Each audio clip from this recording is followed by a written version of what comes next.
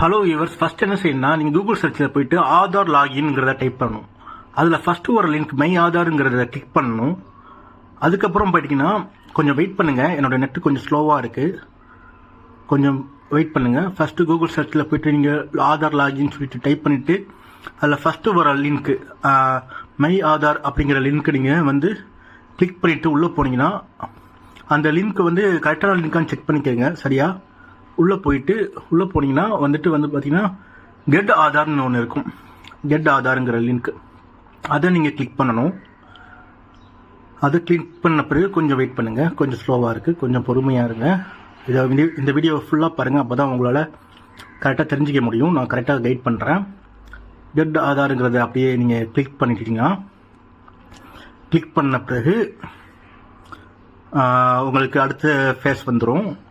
இப்போ பார்த்தீங்கன்னா இதில் நீங்கள் பார்த்தீங்கன்னா ஆதார் பிவிசி கார்டுன்னு இருக்குது பார்த்தீங்களா, இதை கிளிக் பண்ணணும். இதை கிளிக் பண்ணிவிட்டு கண்டினியூ வெப் கொடுத்துருங்க. கொடுத்த பிறகு மேலே மெய் ஆதார்னு ஒன்று இருக்குது பார்த்தீங்களா, இங்கே மேலே மெய் ஆதார், அதை கிளிக் பண்ணுங்கள். அதை கிளிக் பண்ண பிறகு லாகின் பண்ண சொல்லும். அது லாகின் கொடுத்துட்டு நீங்கள் உங்களுடைய அந்த லாகின் இதில் உங்களுடைய ஆதார் கார்டு நம்பரை டைப் பண்ணணும். ஓகேங்களா, உங்களோட ஆதார் கார்டு நம்பரை டைப் பண்ணிவிட்டு கீழே வர கேப்சாவையும் டைப் பண்ணணும்.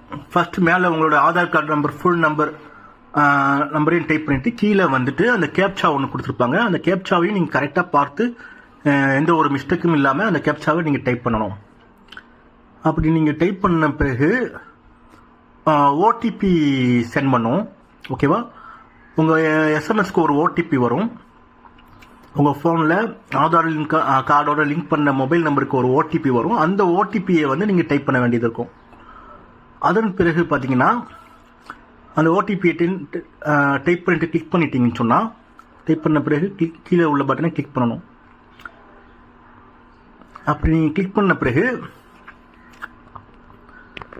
பார்த்தீங்கன்னா உங்களுக்கு கண்டினியூ வெப் கொடுத்துருங்க. கண்டினியூ வெப் கொடுத்துட்டீங்கன்னா கீழே வாங்கினா மறுபடியும் ஆதார் பிவிசி கார்டுன்னு இருக்குது பார்த்தீங்களா, அதை கிளிக் பண்ணுங்கள்.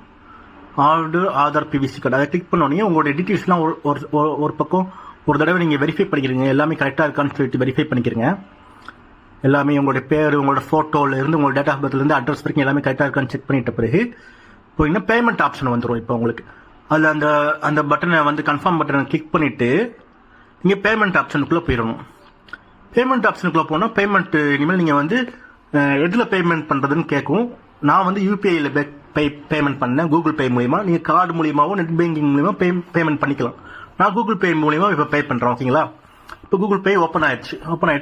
பேமெண்ட் ப்ராசஸிங் நடந்துட்டு இருக்கு. அதை காட்ட முடியாதுல்ல, ஏன்னா அதில் பாஸ்வேர்டெல்லாம் போட்டு. இது போல் நிறைய பயனுள்ள தகவல்களுக்கு நம்மளுடைய சேனலை சப்ஸ்கிரைப் பண்ணிக்கிறேங்க. பேமெண்ட் ப்ராசஸிங் நடக்கிற வரையும் கொஞ்சம் வெயிட் பண்ணுங்கள், சப்ஸ்கிரைப் பண்ணுங்கள். நான் இது போன்ற நிறைய வீடியோக்கள் நான் பண்ணுவேன், உங்களுக்கு பயனுள்ளதாக இருக்கும். இப்போ பேமெண்ட் முடிஞ்சிருச்சு, 50 ரூபா நான் பே பண்ணியிருக்கேன். ஓகேங்களா, 50 ருபீஸ் மட்டும் தான் சார்ஜ் பண்ணுவாங்க. கவர்மெண்ட்லேருந்து உங்கள் கார்டு வீடு தேடி வந்துடும். அதுக்கு ஒரு எஸ்எம்எஸும் உங்களுக்கு வந்துடும். இப்போ மேலே வந்திருக்கு பார்த்தீங்களா எஸ்எம்எஸ், கவர்மெண்ட் ஆதார் இதிலிருந்து வந்திருக்கு எஸ்எம்எஸ். உங்களுக்கு கார்டு வீட்டில் டெலிவரி பண்ணிடுவோம்னு சொல்லிட்டு எஸ்எம்எஸ் வந்திருக்கு. 50 ரூபா மட்டுமே சார்ஜ் பண்ணுவாங்க, அவ்வளவுதான். ப்ளீஸ் இது போல மேலும் பயனுள்ள தகவல்களுக்கு என்னோட சேனலை சப்ஸ்கிரைப் பண்ணிக்கிறேங்க. நன்றி.